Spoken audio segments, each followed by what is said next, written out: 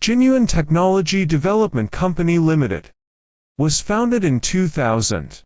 It is located in the Fujian Province, Quanzhou City. It is a national high-tech enterprise integrating the design, research and development, production, sales and service of valves and firefighting products. The products cover firefighting equipment and valves with many varieties and complete specifications. The products sell well all over the country, and the products are exported to Southeast Asia and other countries.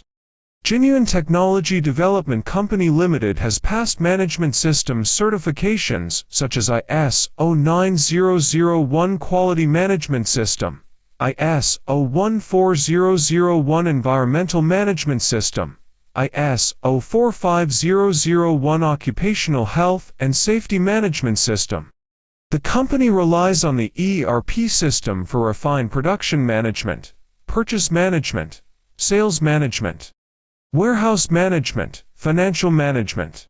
With sophisticated processing equipment and professional testing and inspection equipment, it provides nice quality assurance for the Jinyuan brand. The company adheres to the strategy of technological innovation, has core independent intellectual property rights in key technologies, and has obtained more than 50 patents in the field of technological innovation.